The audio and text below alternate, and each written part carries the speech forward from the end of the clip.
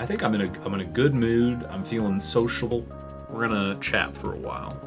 I want to try and do just chatting more often, because I feel like there is, and this is business Patty putting his business hat on, there's a demographic that spends some time in just chatting that would not see my stream if I didn't ever go in there, so. Yeah. Chatting before gaming. Cool. Oh, fuck. Now I have to talk to you.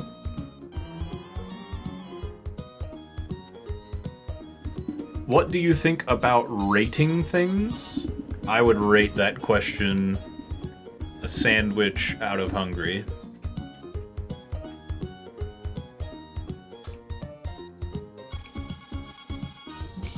I've not played the new Subnautica new.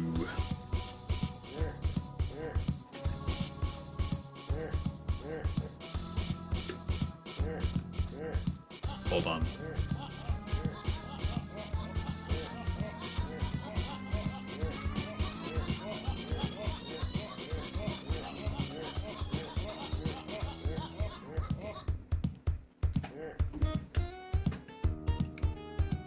I want you to know, Patty, that I am appropriately representing you in Knockout City. Is your name Pantsgrab?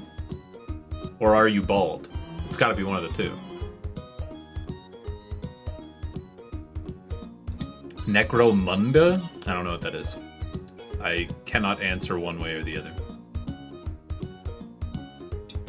I'm a bald guy wearing Daisy Dukes. I'm not much of a Daisy Dukes man myself, but the baldness, that's good. Warhammer 40k FPS thing? Yeah, my roommate Austin's on a Warhammer 40k kick.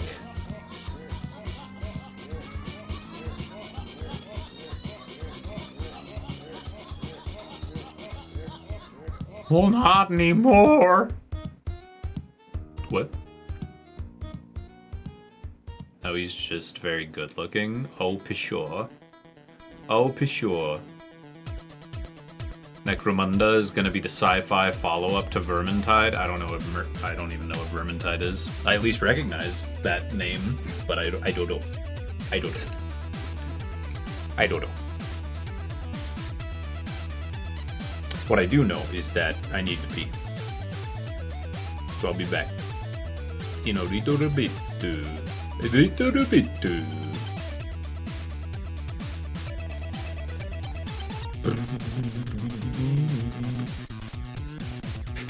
Ah!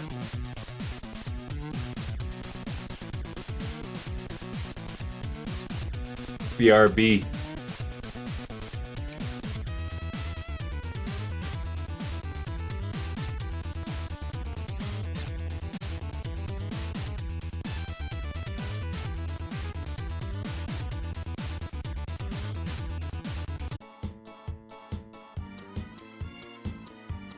Woo! Party!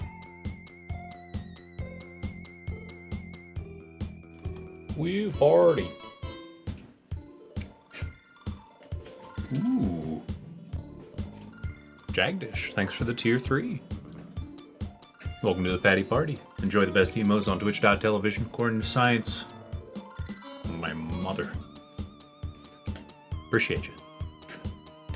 And also, Ash, welcome back again. If you're well. Right game? Zombies ate my neighbors.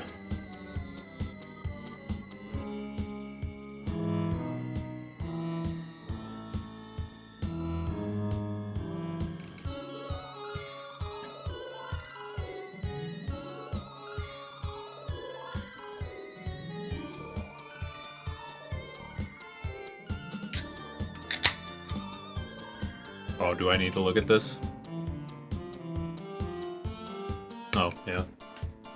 There I am. Beautiful.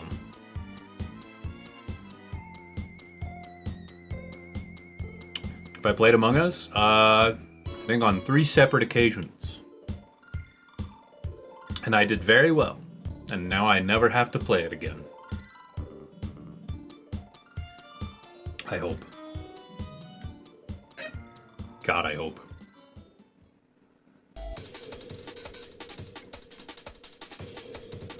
Retired in my prime, that's right. And I played a couple rounds of, what is it called? Proximity chat. It was alright. It was okay. Met some cool people through it, but not my thing. Not my thing. I like overcoming challenges in video games.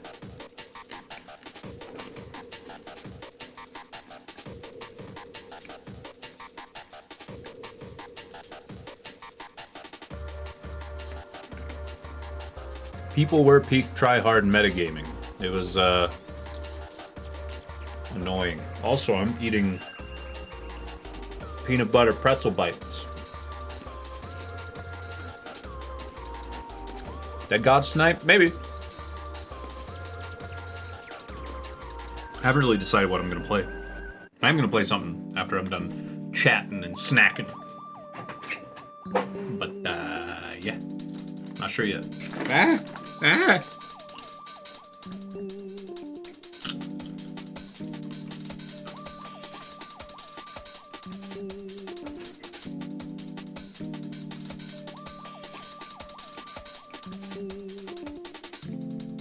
Pretzel bites are addicting. Could kill half the jug in a day. Yeah, I bought the big jugs. Last time I got like 3 small jugs. And it was like, this is 1 serving.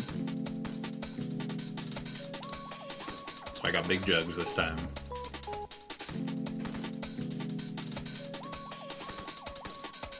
Another trader mechanic game I'm interested in? Not really.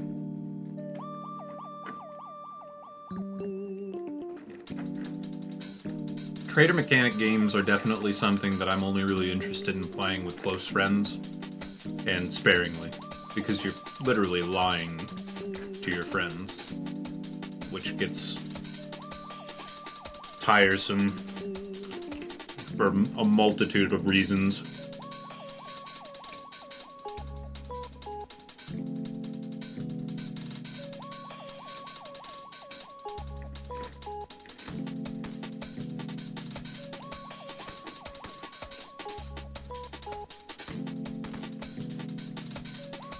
Goose, goose, duck.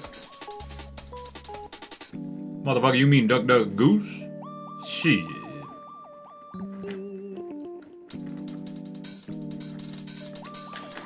Oh, Trouble in Terrorist Town is silly.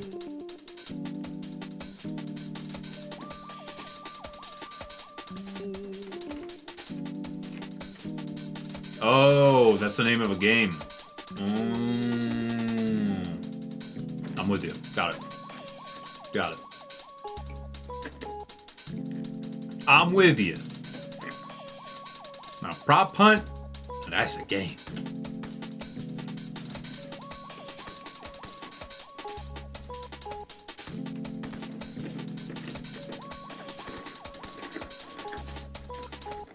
I'm gonna grab a handful and then close this. That's how I avoid temptation.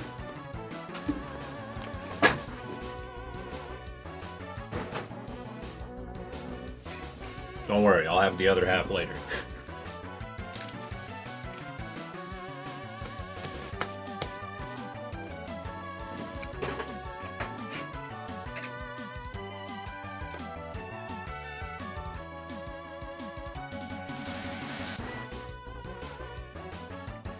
How are people good at this?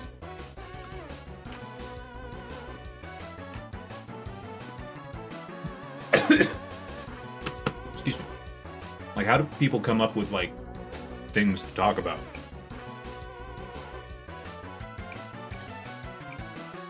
They use YouTube? Okay. But how do they know what to pull up? I watch interesting YouTube videos that I enjoy quietly because they're high quality and I enjoy consuming the content. I don't know where to find all of these weird, wacky reaction videos. Other than just literally ripping ideas from other people.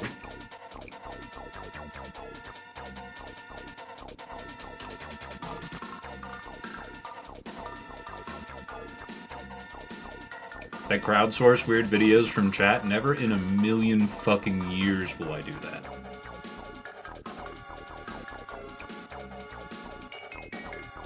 They take videos from chat.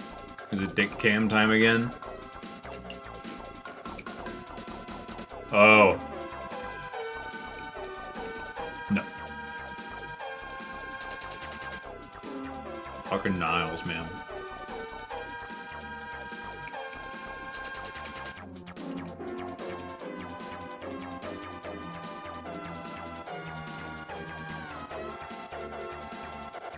I concur entirely.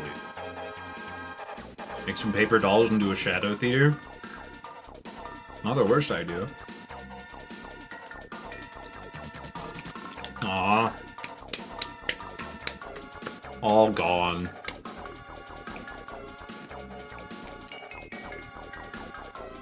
I will die with the memory of that stream. Honestly, same.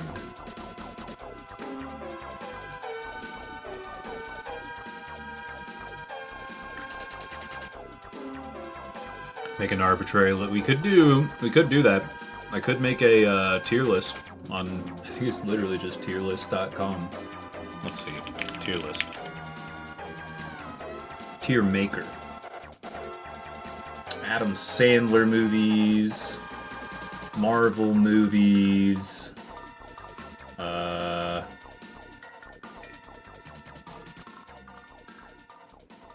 starter Pokemon tier list. Let's look at all video game templates. I know video games.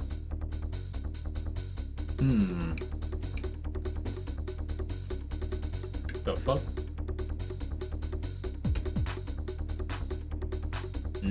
Some of these could be fun. Yeah, we'll do this. We'll do this. I'm gonna piss everyone off with my correct opinions. Human benchmark? I don't know what that is. Captain Gravy. Adam Sandler movies. Did you say Adam Sandler? Adam Sandler movies. Do Adam Sandler movies. He said that, right? He said Adam Sandler movies? He did say Adam Sandler movies. He said Adam Sandler movies!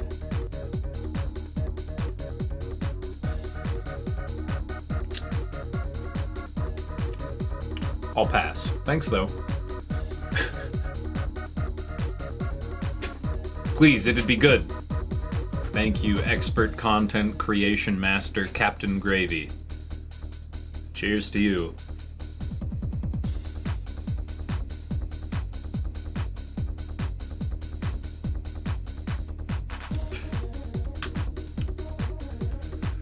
I'd have hot takes on Marvel movies. I think I've seen almost every single one.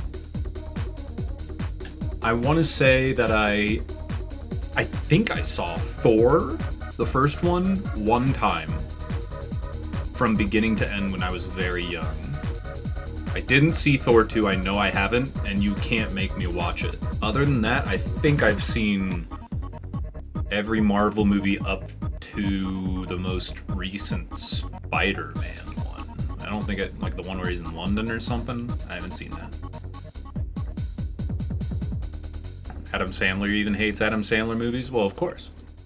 They're giant scams to get him and his celebrity friends vacations paid for by a movie company.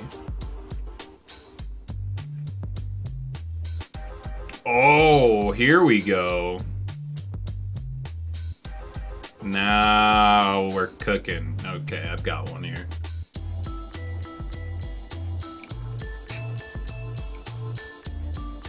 Let's tier Undertale characters. All right. So, we'll start with the first and obvious pick. Duck is S tier. All right. I have rated all of the Undertale characters. If you disagree, then you're wrong.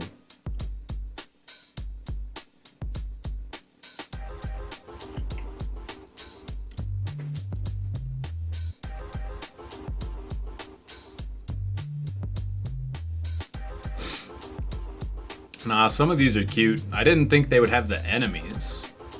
Because when it comes to Undertale, the enemies, like the actual enemies, you know what I mean. The things that you have the option to battle. Hold on. Now, like...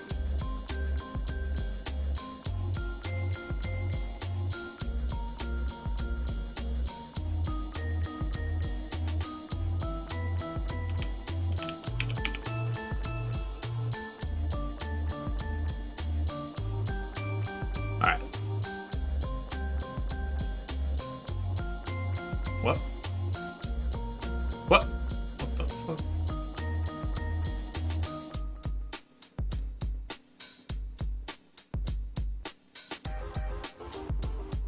Oh, we need to delete one more so you could see. There. That's the definitive Undertale tier list.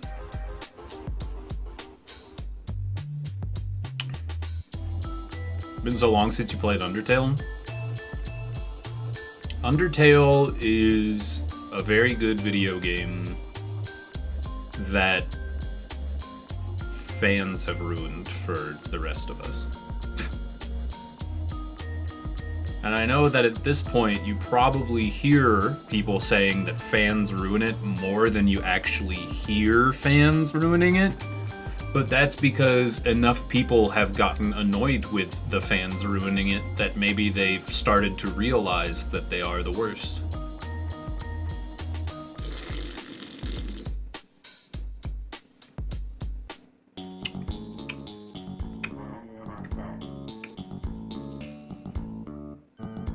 Rank Nintendo franchises. Okay. This is... Alright. We're gonna add an F tier. Actually, not F, but, shite. Gotta have a shite tier. All caps. All caps. There you go. Sabkata shite.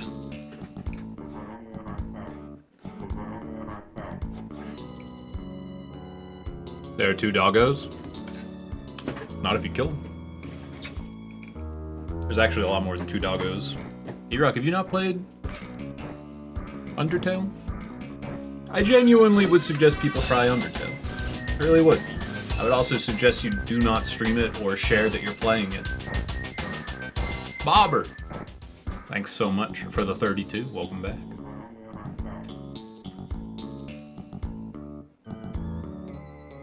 There you go, Nightlight. Sure, that works. Okay, here we go. We're gonna start from the beginning. Advance Wars. Now, not my favorite type of game. Not my favorite type of game, but I know people love it. And I can tell it's a good game in its genre. I really like the art style, the pixely art style, even though I haven't played it. The colors are nice. I'm gonna put this at a C tier. I'm not gonna say it's bad, but I don't think I'd enjoy it if I played it. So I'm just gonna give it a nice game, you know? That's where I'm gonna put that. Animal Crossing now. As a franchise, we'll put this back down here. Let's chill. As a franchise, it's a little slow for me. I'm more of an action guy, but, you know, I'm gonna put it at the D tier, because if you're a guy that likes Animal Crossing, you know you're handing out that D. Toxic.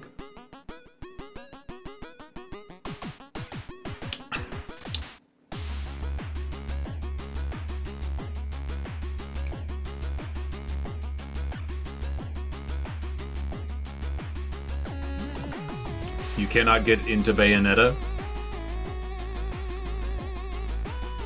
I'm gonna be honest with you, I've never played a Bayonetta game, but I'm a horny bastard. S tier. S tier for Bayonetta. She takes the hair off of the unseemly parts of her body and then makes a skin-tight jumpsuit out of it. S tier. S tier for Bayonetta. Donkey Kong. Well, you know my boy Donkey Kong going to S tier. You know why? I'll tell you why. Give me a moment. Give me a moment.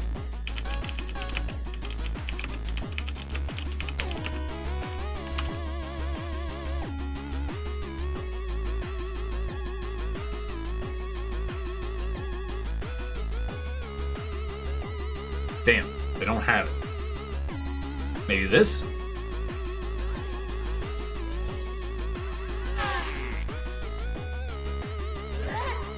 Yep. Uh-huh.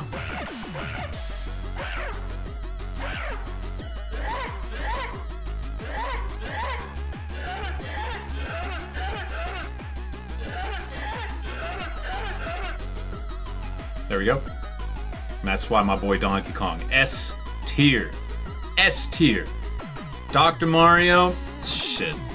He doesn't need my handouts. He's got a PhD. We'll put that A rank. Easy peasy. What is this?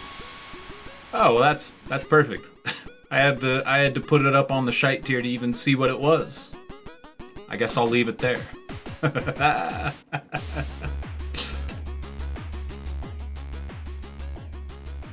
You know what? Now that I think about it, Bayonetta has not returned or replied to any of my DMs. I've complimented her endlessly, and all she ever does is replied with a thumbs up emoji. If that, we're moving her down to B tier. For I wish you would be a little more forward.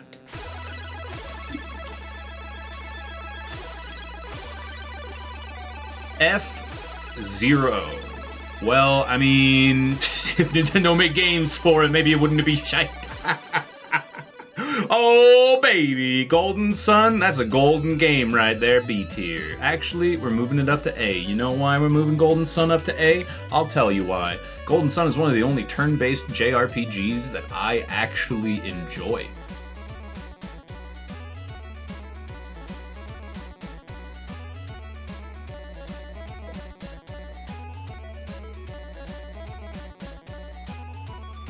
Now, you won't ever catch me streaming it, because the only way I enjoyed it was playing on a Game Boy Advance emulator holding down the fast forward button 90% of the time. But it was really fun.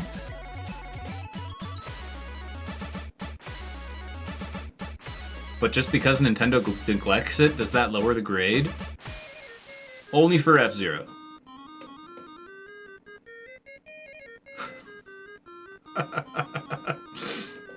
Kid Icarus. Really? You gotta be kidding me with this D tier. You know why? Because they put it in 3D. That was pretty cool. I liked playing that 3D demo at PAX West 2011. It was neat. D tier. Kirby. You know, Kirby's cute. So Kirby gets a C for cute. Kirby is cute. Luigi's Mansion, we're moving that up to the... Oh, well, as a series... Ooh, you know, Luigi's Mansion Dark Moon. That's bringing it down to A. But then you got 1, which is a knockout, drop-dead gorgeous video game experience. And then you got 3, which is like a solid 8 out of 10, maybe 7, depending on how impatient you are. Solid series with shitty 3DS. Not as good as Kid Icarus on the 3DS, let me tell you. But the other 2 games, you know, they're up in the S tier. Shit. Mario and Luigi, one of the best RPG games ever made, Mario and Luigi Superstar Saga. Every game after that, utter garbage, poopy, butthole, bad, caca doo-doo. It gets a C. It gets a C.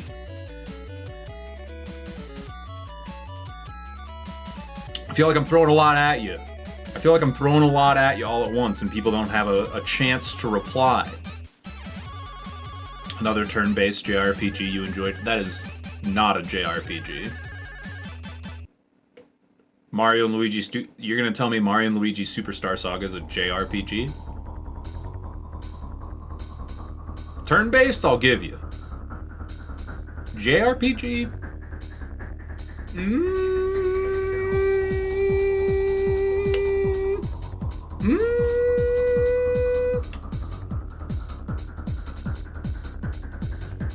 What constitutes JRPG? I don't know. I have no idea. I'm not kidding. It's an RPG made in Japan, so it's a JRPG. What the fuck? Is that it? That's the whole thing?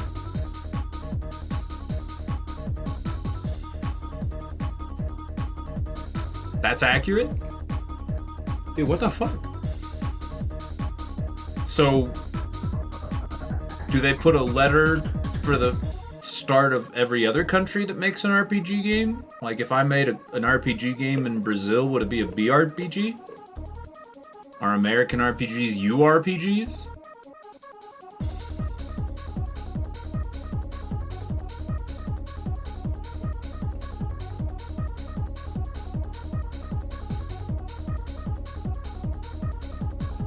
Oh, it has to do with style? It's a style thing? That would make a lot more sense. That would make a lot more sense. Western and JR... Yeah, okay. That makes so much more sense than... They made it in Japan!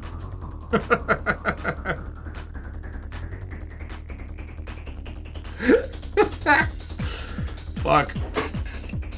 Mario & Luigi Superstar Saga, I would argue, if we're going by stylized choices, is a Western RPG made by a Japanese company.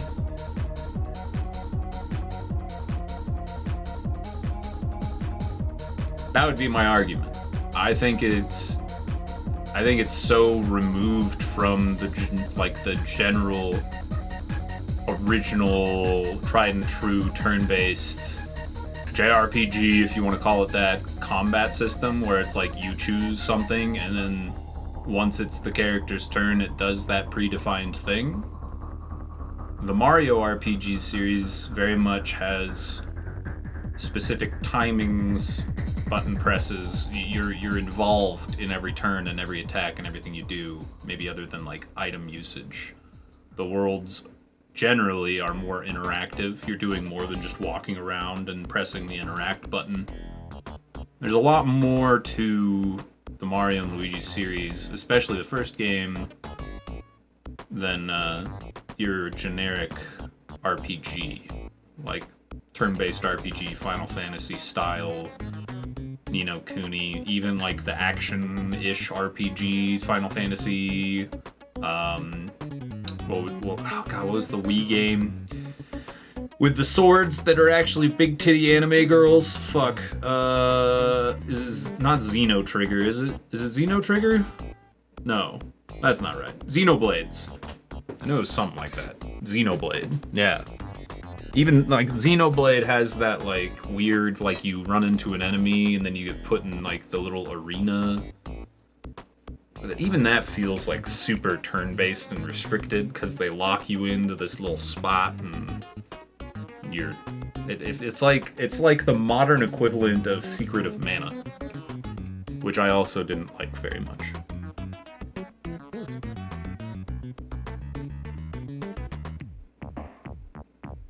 Not an arena, but okay. I don't know what to call it. What's up, Shao Shan?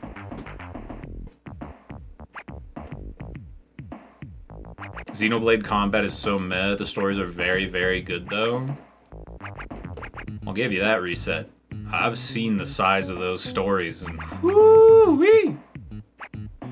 My eyes are glued to the screen, and I am absorbing as much media as I can.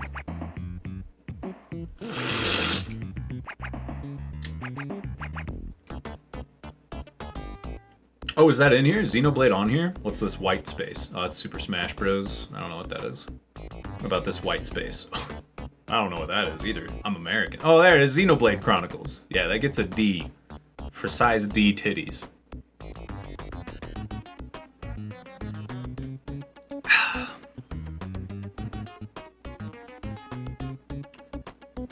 Good call, E-Rock. Alright. Let's keep moving down the... Wait, what? Wait, what? Huh?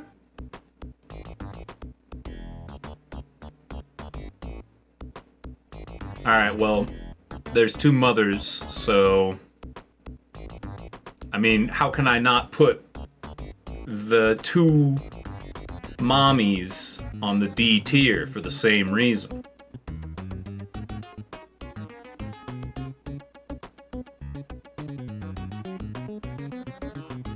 Mother, mother.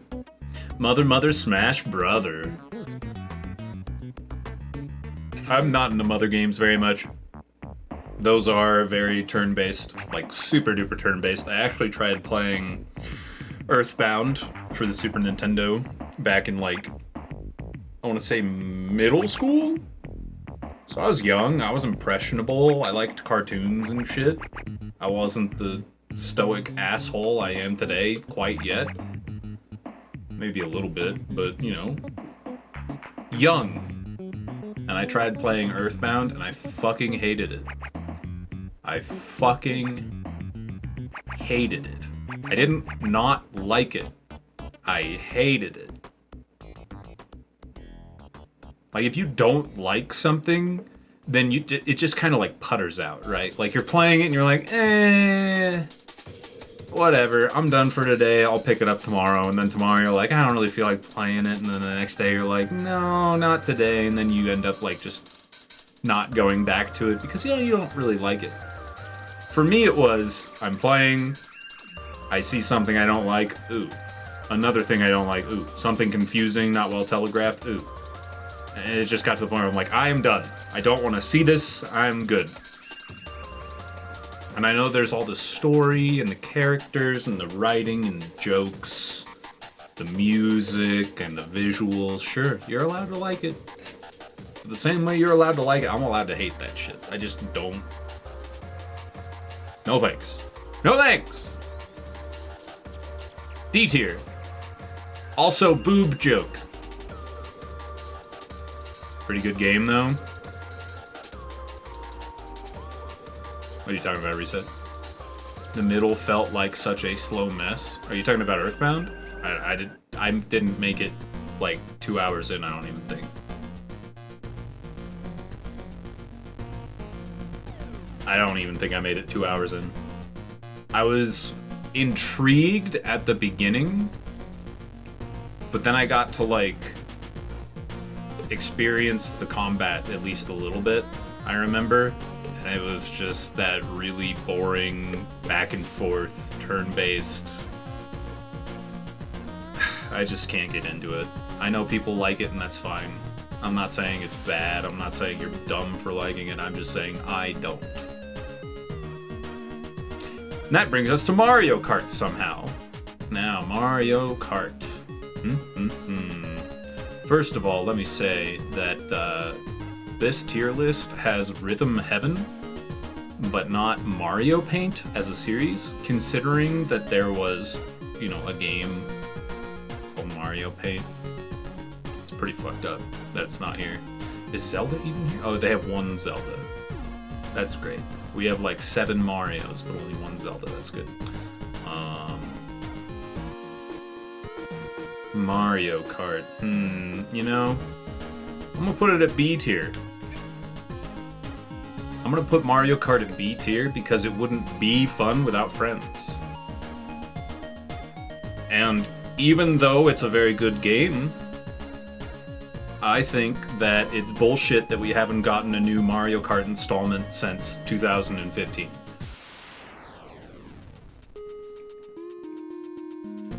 You can't make 8 fucking mainline games in a series within 20 years and then come to a dead stop for 6. It's fucked. It's fucked. 8 games in 2 decades. It's 4 games every 10 years. That equates to 2.5 years on average. Probably even more considering there were Mario Kart games that weren't numbered, I'm pretty sure. Maybe not. I think they just went back to 8. So it's probably 8. But like, damn. Damn. And that's why it goes from an A game, which I love playing, to a B game. because I can't believe I bought the same game twice. And the second time it was worse. Mario Party gets a D.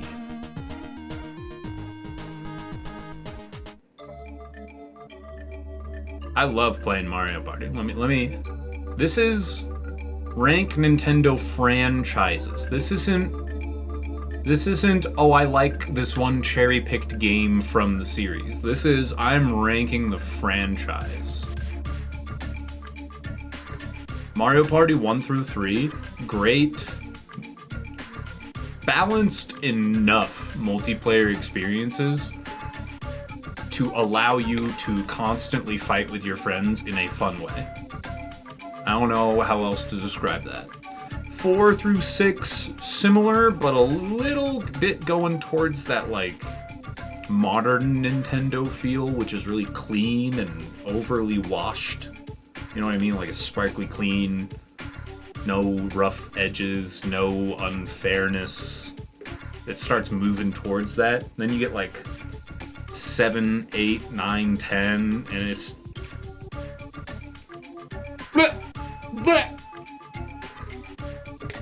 It's like it's just a stonks, but a frowny face, right? Stonks, but down.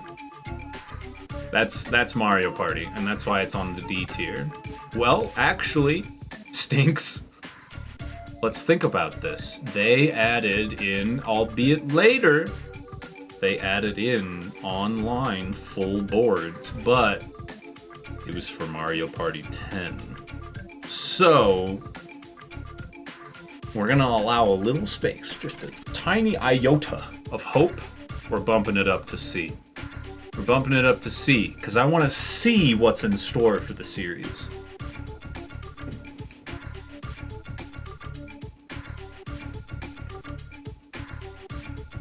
Super Mario is super shit. Never move a Mario. Metroid, S tier. Every Metroid game, oh, so good. The only ones I don't really like, Metroid Prime 2 and 3.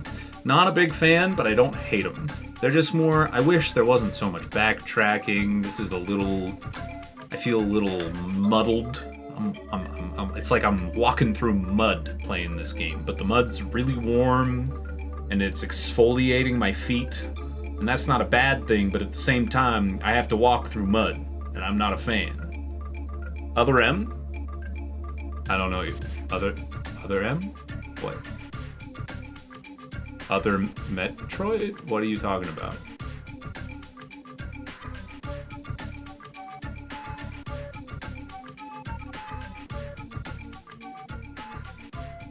What's that? That doesn't... I'm so confused. Alright, whatever. Oh, you mean Metroid Other M. The game that I pre-ordered for the Wii and got it on release day from GameStop with a pre-order bonus of a big giant poster of the weird Uncanny Valley Samus Aran with the short hair and the military suit. And then the game that was bad.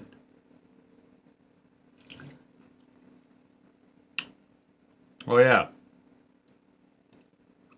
I remember that.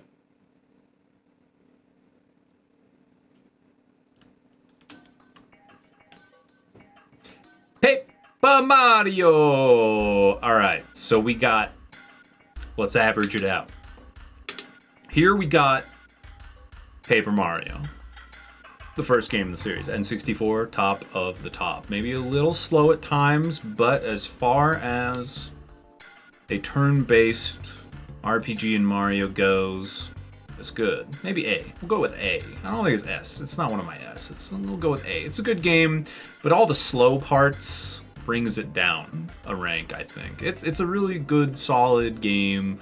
Nintendo knows how to mix the RPG turn-based element with a engaging, action-based sort of involvement in every turn, I suppose. It's a weird combination of the two. So you got the original Paper Mario up here. I wasn't a huge fan of Thousand Year Door, so I'm gonna say maybe like here for Thousand Year Door, maybe here for Thousand Year Door. I know people don't agree with that. People are gonna put a 1,000-year door up here at S tier, no matter what. I don't know why, but people are into that shit. And then you got Super Paper Mario, and then you got 3DS Sticker Star, and then you got Color Splash, and then you got Origami. And I really don't think that the first game can bring Paper Mario out of the shite tier, to be honest with you. It's kind of like finding an apple, a delicious, crisp, yummy-looking apple in a pile of literal shit.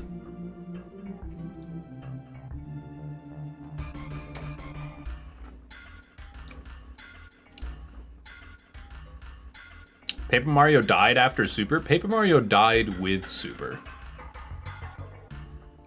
Neo Strikes, when the last time you played Super Paper Mario? Because I'll tell you what, the first time I played Super Paper Mario, I thought, this is a fun game, this is interesting. The second time I played Super Paper Mario, I knew the story beats, I knew the plot, because I had already played it. And without the mystery of the story, which is well written, to drive you, the game is a slow, monotonous, boring mess. It's awful. But the first time you play it, the story drags you through it. It really does. I'm not saying it's like... It's not a bad game. I think that it is an okay game if you play it once. I think it has zero replayability. Zero. So much padding in the late game. I stopped playing. So I don't know if you remember, some of you were probably around, not all of you, which is fine, but some of you were probably around for the Mario month, like a number of years back, where I played a fuckload of Mario games during May. And one of them was Super Paper Mario, and that was the second playthrough I was talking about. I got to the level where it's like the like traditional Japanese architecture, and you're basically doing like a big arena fight stage by stage. I stopped playing. I've maybe, I would say probably less than 10 times I have started playing a video game with intention of finishing it and then didn't finish it. Like less than 10 times on stream.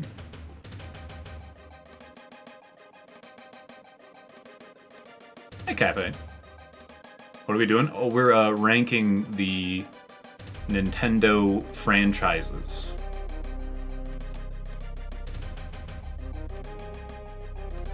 How did no one point out that The Legend of Starfy was on this list? Why is The Legend of Starfy on? Why is ARMS on this list? How's that a franchise? It's one game. What are you talking about? This is shite. This is shite. Like, Yoshi is D simply because Yoshi's Island exists, but then every other Yoshi game is trash. Literally all of them. I like Yoshi's story! Oh, that's cool. How many different colors of paint have you watched dry?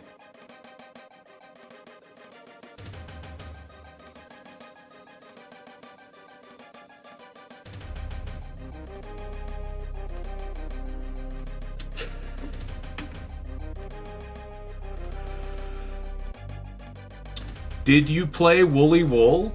It's just Yoshi's Island, but with at.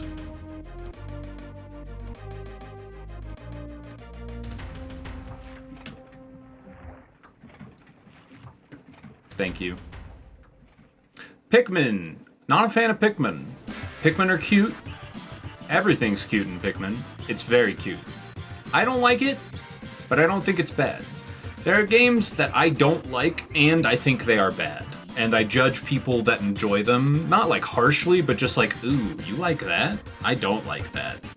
We're not gonna get along, probably. That sort of thing. Not like, oh god. Live in a sewer, you fucking filth. Nothing like that. No. This is just like, we have different taste.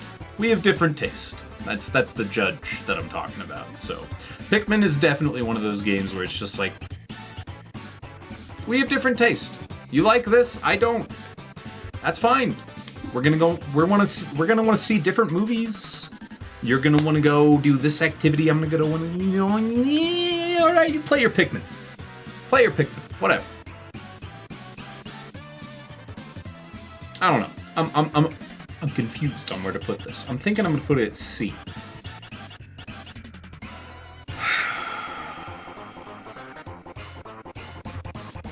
This doesn't seem right. Something's wrong here. No, we're gonna put Mario Party on B tier. You know why? Because just like with Mario Kart, I think that any Mario Party game can be fun if you play with friends, same as Mario Kart. That's my take on it. So Mario Party, after a little bit of reconsideration, moving up to B tier for you had to be there. Pokemon, you gotta catch them all in the dumpster. Shite tier. You know why? Because it's boring. It's so boring.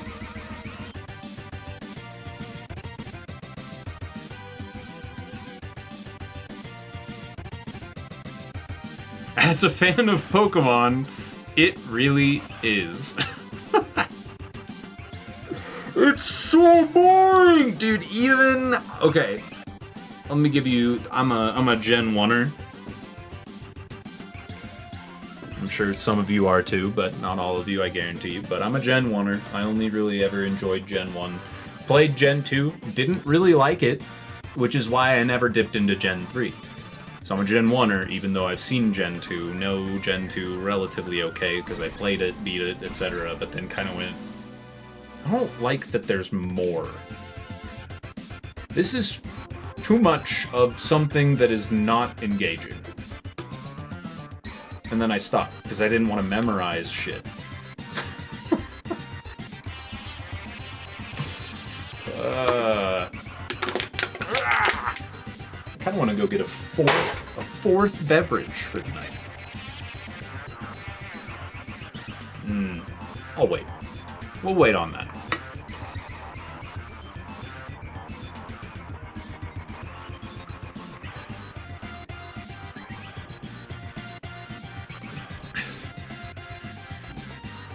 Yeah, there's no Wario Land. Wario Land is actually a really good series. I'm trying to think of which ones I've played. They're all basically the same game, to be honest with you. It's kind of like Zelda. Well, not anymore, but it used to be like Zelda in the sense where they just kind of remake the same game, but it's like, yeah, you can copy my homework, but make it different. It's kind of like that. Where it's like, alright, I've got this skeleton structure, and I'm just gonna, like, color it in with different crayons. But, just like Zelda, it's a really fucking sexy skeleton. You know what I'm saying? 4 is the Game Boy Advance one, right? I think that's the one I've played a lot. 4 is really good. They're like little blue frog switches that start the countdown. Yeah. Wario Land 2, 2 and 3 had this weird proto-open world system where the levels would branch and change depending on what you did. Yeah, Nintendo did a lot with that. Or, not even Nintendo, but like game developers were fucking with that a lot in the 90s and like early 2000s. That's what kind of turned into the like branching choice system with Western RPGs and stuff like that, I think.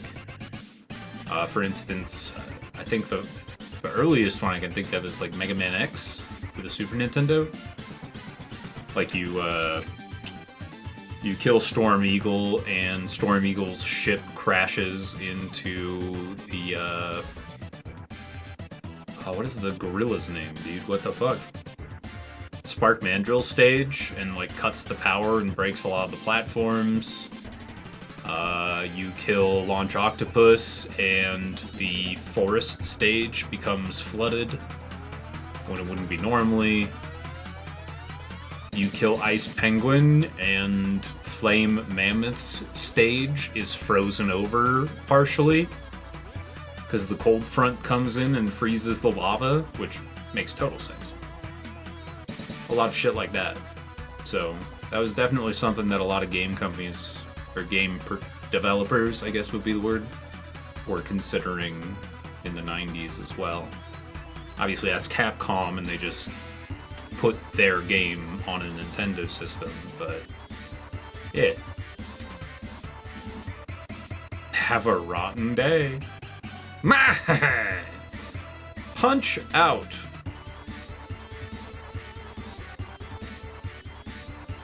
I'm gonna put that at D tier. When's the last time you thought, man, I really want to play Punch Out?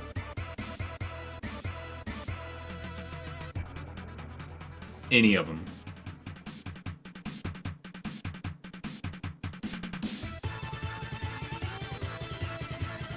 Last week, actually. And did you?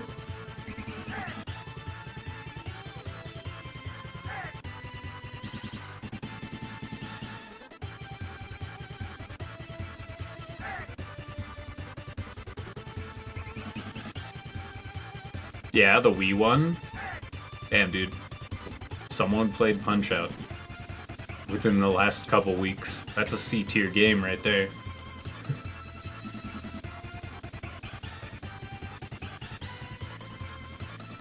Yes, extra dopeness. Kirby is, in fact, in C-tier because Kirby is cute. C is for cute.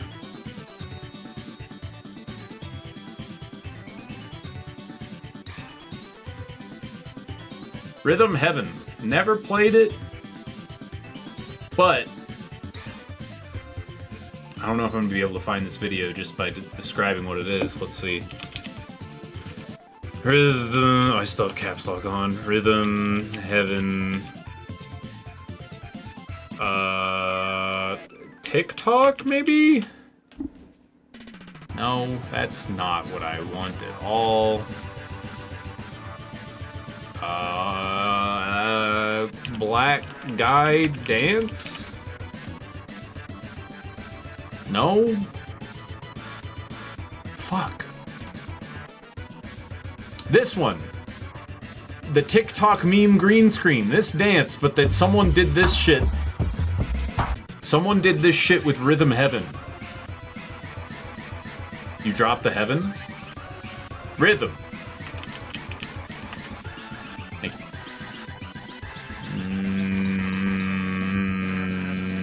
Nope. Fuck. It must have been like a tweet or something, but it was that dance with the... Have I never did this guy? Yeah. Am I never did this guy? Yeah. And he was doing like the dances and shit. It was so good.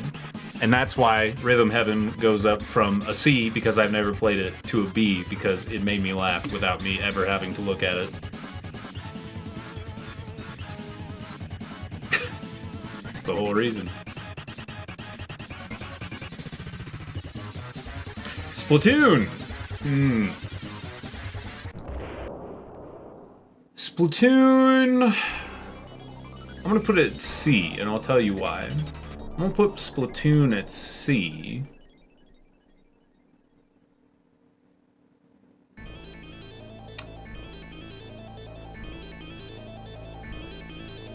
That would be S. Fuck you! I'm putting it at C because I'm always initially excited about it, because it's there, but then I realize it could be so much better. Just like getting a C in a hard class would be. Like, if I was taking a hard class and I got something back and it was a C, I would be like, oh, I passed! Oh. Well, I passed. Eh. Maybe if you had tried a little harder, it would have been better.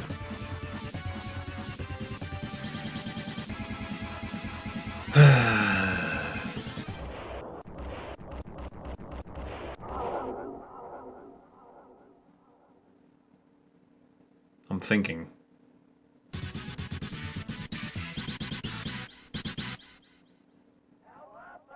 I think Smash Bros gets a B.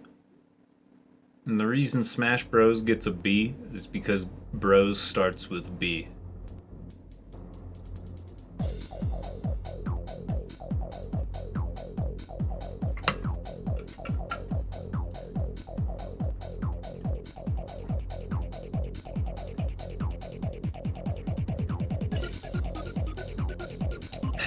Bro, you want to play Melee? Body odor? All of the things pertaining to Smash Bros. Starts with B. And that's where it shall be. Star Fox. Show me the Star Facts. Oh man, look at all this space for Star Fox here. Where could it go? Where could it go? Oops, accidentally right-clicked. I have an idea. Let's see.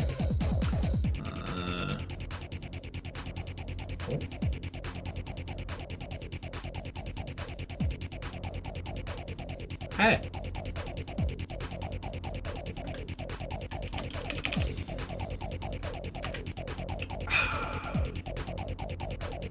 There we go.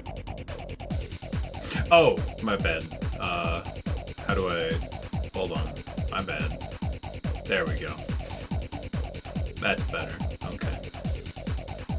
WarioWare, dude. Let me tell you. WarioWare Twisted for the Game Boy Advance was like...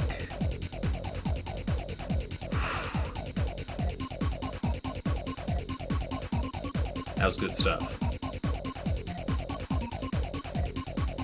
I'm gonna put it at B. Because I don't think it could be any better or be any worse. Well, well, well. Look who it is. I had to check and make sure there wasn't another white white name behind it. Well, well, well. If it isn't little old Legend of Zelda. PTSD tier. You know,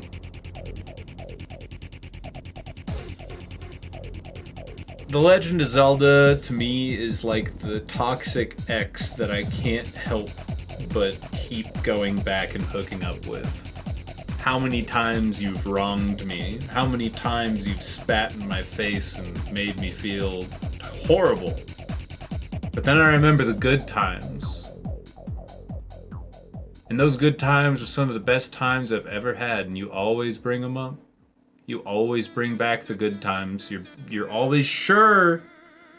You're always sure. Every time I see you, you say, remember the Triforce? Remember the Master Sword? Remember the Gerudo and the Gorons and the Zoras? And I go, yes! Oh, that was so great! Remember all the adventures we went on? Yes? But wait, weren't we on a train together? No, that wasn't me. That wasn't me. So, S tier for Stockholm Syndrome.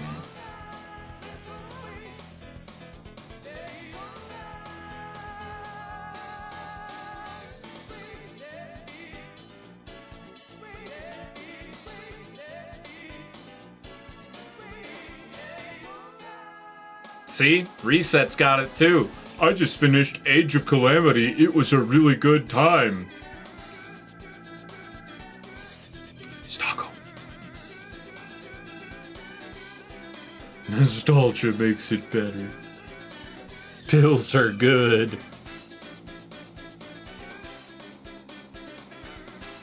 It's got me by the balls. Amen.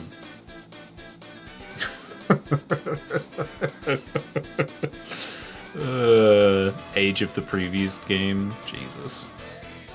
Remember multiple Tingle games? Go back and play Breath of the Wild again. Thanks. You're welcome.